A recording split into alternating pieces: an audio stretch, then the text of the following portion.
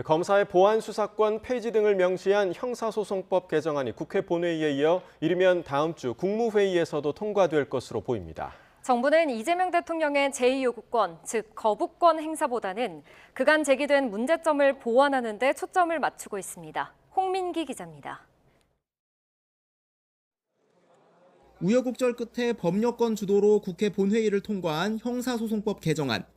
검사의 보안 수사권 폐지 등 72년 만에 형사사법체계 대수술의 남은 절차는 법안에 대한 국무회의 심의 의결과 대통령의 공포입니다.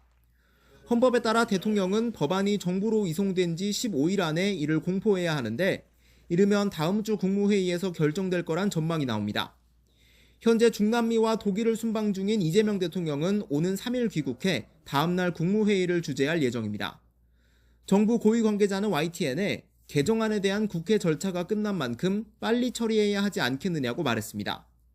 야당은 이 대통령이 형사소송법 개정안에 제2요구권, 즉 거부권을 행사해야 한다고 주장하지만 대한민국 사법 시스템에 대한 사망 선고이자 범죄자 천국 시대의 개막 선언과도 같습니다. 청와대가 앞서 개정안의 본회의 통과 직후 국회의 입법 과정과 최종 판단을 존중한다는 입장을 내놨던 만큼 가능성은 크지 않습니다. 정부는 대신 법안 논의 과정에서 제기된 각종 문제점을 보완하는 데 초점을 맞추겠다는 계획입니다. 정부는 경찰의 사건 암장 우려나 범죄 피해자 보호 방안 등 예상되는 허점을 메울 추가 입법이나 시행령 개정도 고려하는 것으로 전해졌습니다. 이 대통령이 그동안 일부 민생사건에 대한 최소한의 보안 수사권은 필요하다고 강조했던 터라 이번 법안에서 대안으로 포함된 보안 수사 요구권의 실효성을 점검하는 데 우선 집중할 거란 관측도 나옵니다. 저는 보안 수사를 안 하는 게 맞다고 생각해요. 그러나 예외적으로 필요한 경우가 있어요.